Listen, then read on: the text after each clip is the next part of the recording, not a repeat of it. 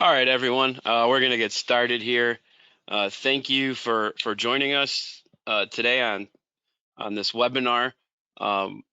We will be talking about ISDX, which is Interactive Surface Design Extension. Today's just going to be an intro to it, so we're not going to get too in depth with this, but I just wanted to show you some basics to it and how to use the beginning functionalities of it. So just a few introductions here. My name is Keith Morris. I am a technical specialist with PDSVISION. My background is in 3D design, additive manufacturing, and animation and rendering. Just a brief history and introduction to PDSVISION as a company. In 2006, we were founded as Boundary Systems. Throughout the years, we grew in 2014, expanded global operations in the South Africa, and then in 2018, we were acquired by PDSVISION Group and have been expanding ever since. We are PTC Global Reseller in their software solutions. We also offer professional training, consulting, and help desk capabilities as well. Aside from PTC being our biggest partner, these are some of our other partners as well. So you can see Moldex 3D, Keyshot, ZW CAD, to name a few. The digital thread concept is basically what we and as a company try to identify by your company and where you fit into this and what your solutions and needs are. It's an approach to the application of PTC's software suite, and it's relative to the intersection of individual applications and where they are utilized in the manufacturing process. This is a different graph of basically showing from design all the way to the part and how that part is maintained and where you fit within that. It's a philosophy that leads to reduced time to market, reduced downtime in production and costs, and it's an increase in overall manufacturing efficiency. So what is ISDX? It is an add-on extension that allows you to basically create freeform curvature and surfaces within a single feature. So the style tool can be as simple or as complex as you need it to be. The images on the left and in the center are just simply by creating a curve network and then a network of surfaces that you can manipulate and push and pull.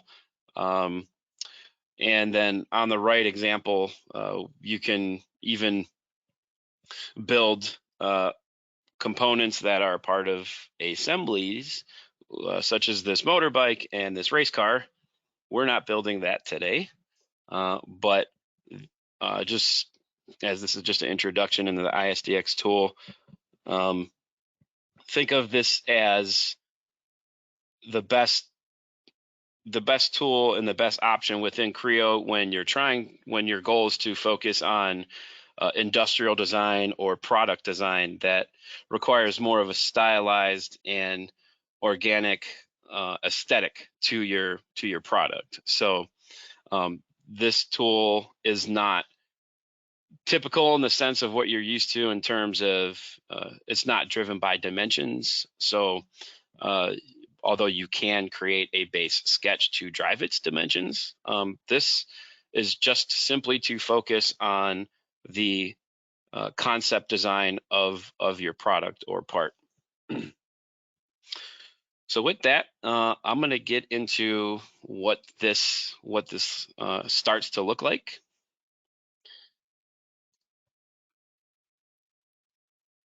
Here I have this is something we're all familiar with because we use it every day as designers and engineers. have obviously this is not finished, but it's starting to look obviously like a computer mouse. And this is what you can this is what you can achieve within the tool. I have it here again. I'm gonna hide this stuff.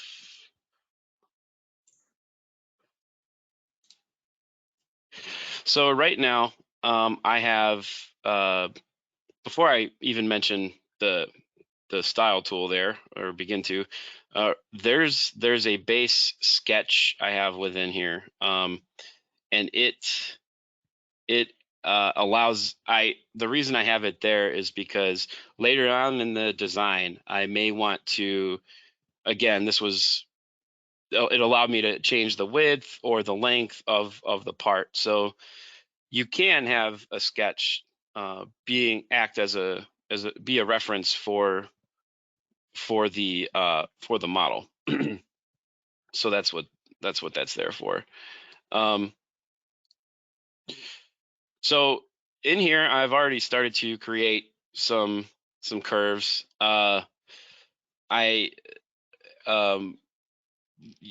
There's a few different kind of curves. It gives me the ability to make curves along a plane, a free curve, or when you start to build surfaces, it gives me the ability to make surface curves. So just in this example here, if I wanted to, let me get rid of a couple of these. I'm gonna show you how easy it is to build these and start to make your network. So I have 3 here already against the different planes. I'd also like to show you 2 things within the graphics toolbar here. There is this window within it that allows you to pull up your 4 different views. So you have your isometric. I got a side view here, a front view, and a top view. This is particularly pretty helpful when you're starting to manipulate and form a little more detail on surfaces as well. But certainly it can be helpful when you're starting to build your curve network as well. So I just use that to switch it back off.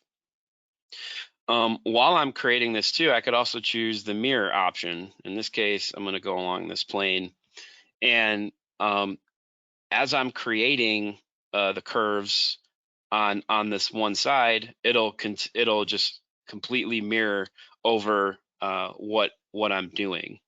So that's a nice feature as well.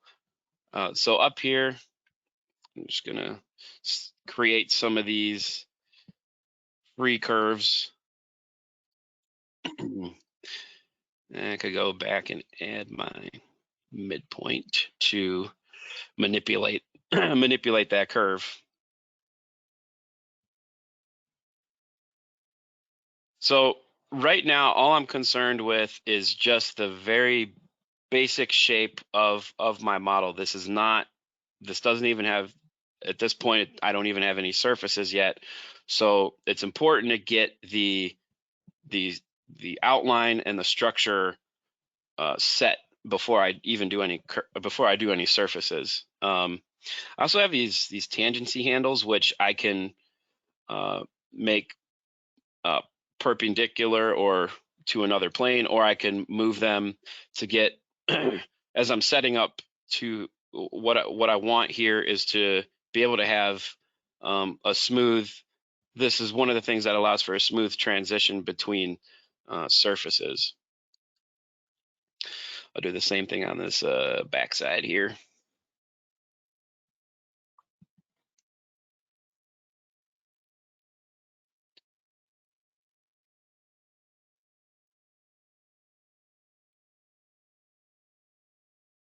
I like using these viewports as well as I'm switching quickly,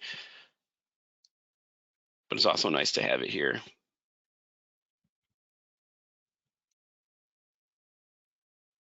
You can see I can manipulate and change them within the window there too.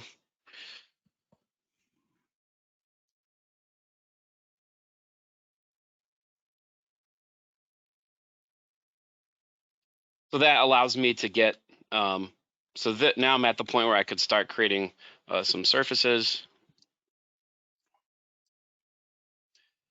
So I'm going to show you guys a version here where I have my first surface here, and all that was created by was just by selecting these four these four curves to allow for the creation of this. Also, something to note in here, I have an internal curve selected here, so I can add points to this, and that would allow me to manipulate the surface. So I'm going to get rid of this actually and recreate it. I'm going to show you guys. So in kind of the so one thing to point out is I can make a surface within these three curves here on the backside, but that's typically not good practice, because towards the end you'll notice, more so on the manufacturing end and production side, what I don't want is any knots. So that's where a knots is an analysis tool within Creo that tells you there's a lot of all the UVs are going towards one point, and that's what we want to avoid. So it is best practice to make all your surfaces within four curves. So that's why I added this curve here, because now I can add a surface here.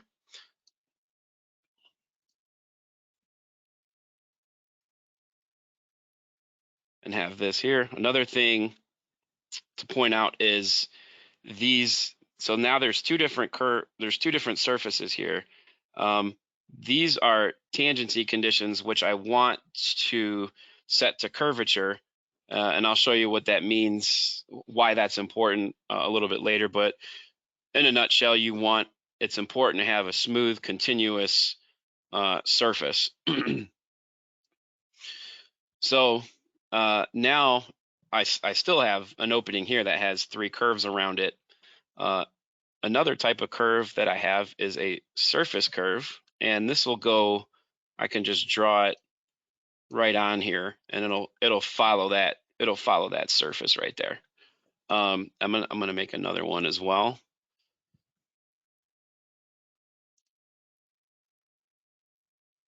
And just to make sure, I want it snapped to that point. And there is a function in here called surface trim.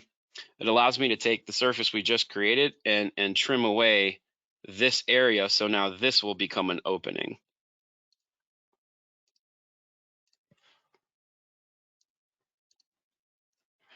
So now I have an opening there, and I would be able to then create a surface there.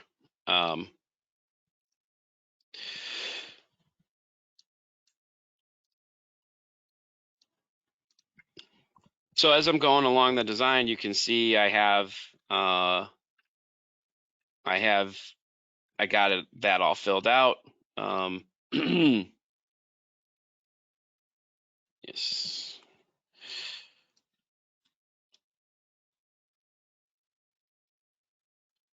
This was a curve I added early on, but this allows me to. So I have this attached to. So now that I've got kind of my basic shape down here, this allows me. I can go back. I've added this curve. I could start adding more points to this, and this will show you how I could easily start to manipulate the surface. And this is where that four view layout would really help as well. So I could go into this side view here, kind of push and pull where I want that to affect the surfaces, and do the same thing up here.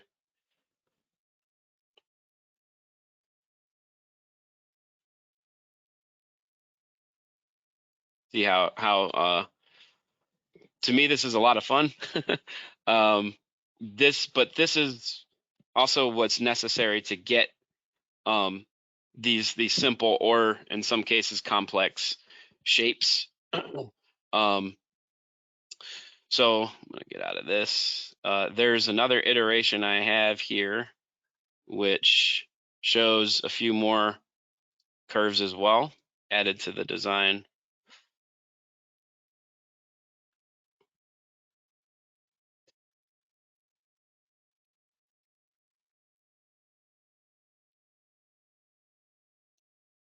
So back into, so this is what we saw in the closer to the beginning. So I added a couple more along this surface as well, which is I added the free curve and one along the entire, just to kind of get this groove right here. You know, a lot of mice have that area where your thumb and your pinky will rest. So this is a mouse. This isn't a right or left side of mouse. This is just a regular one. So that's why I wanted those curves, so I could start to push and pull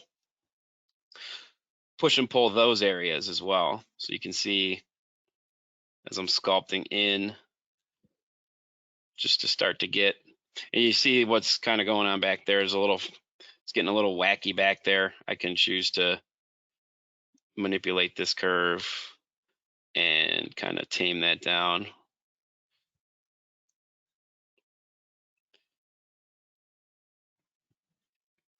So as you're going along too, stuff like this can happen. I'm just hit the regenerate button, and it refreshes it. But one thing I wanted to show as well is, as far as the why we need that curvature continuous connection between those surfaces. I'm going to show you this analysis tool real quick. It's up here. If I hit reflection, I'm going to select all these surfaces. And this looks like this allows me to see if there's any breaks between these surfaces. And right now, it's looking pretty smooth. What you would, I don't see any breaks, but what you would see is, say, for instance, these lines right here would kind of be shifted. They wouldn't line up with these ones here. So this tool is really good for that. It allows to give you just to double check that you don't have any splits or breaks between the surfaces, that it's nice and smooth and continuous. So that's a real easy and nice tool to work with. And then, once I'm, fairly happy with this, I know it would probably go back for further detailing and further modeling. But I could choose to mirror this, and now I have the mirror sided of that. The reason we want to use the actual mirror tool is because eventually we're going to merge. We would merge these two quilts together.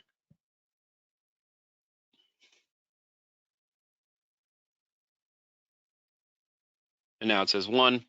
You can't do that by using the mirror function within the style tool. That's only good to see while you're building the model. But we need to use the actual mirror tool to do this. So I have all one quilt, and as I've already done these. So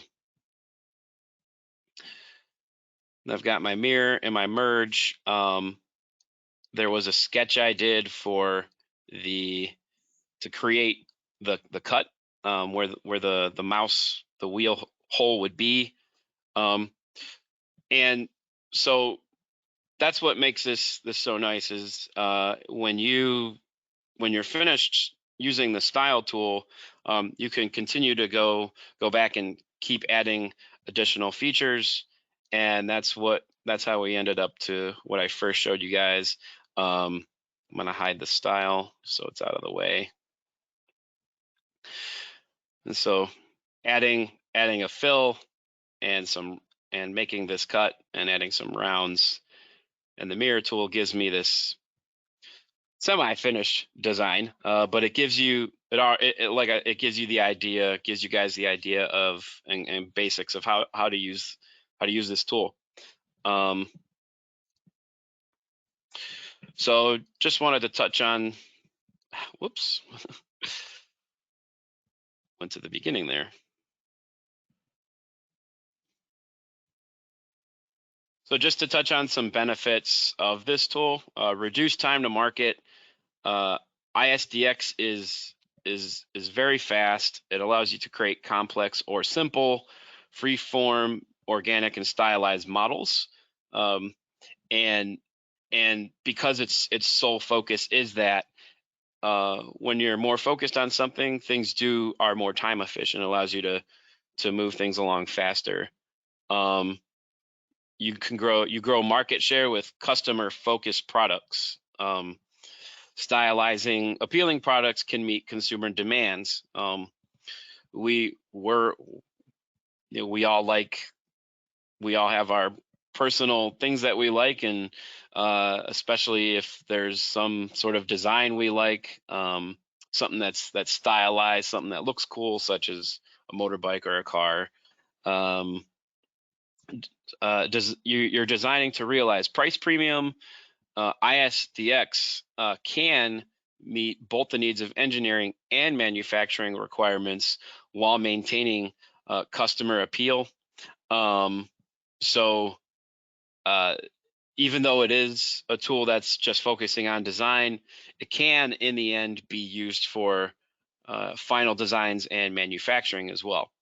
And then it has an intuitive approach versus traditional surfacing. It's a simpler layout. Again, you have all the you have the style tree to the left that has all the curve and surface networks within just one feature. So it keeps your tree nice and clean. And the ability to select 4 curves and it just creates a surface is something that's not traditionally done through boundary blend modeling. So that's one thing that's one of those aspects of ISDX versus that lends itself to being a faster tool that makes it more intuitive and easier to work with. So thank you guys again for being on here. At this point, I will take any questions, and you should have the ability to type any questions, and I'll see them as they appear on my.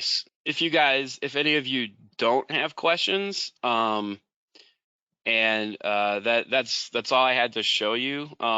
You can. I do want to point out also that the resources we have obviously don't end here. I would strongly encourage you to visit our YouTube page, which has quite a plethora of things like ISDX and surfacing on it. As there are more videos on that as well. We do offer, like I said earlier, we do offer training.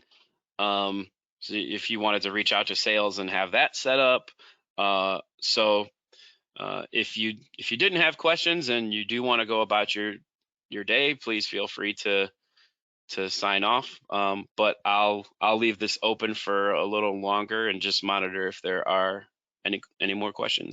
All right, there doesn't seem to be any questions, so thank you all again for being here.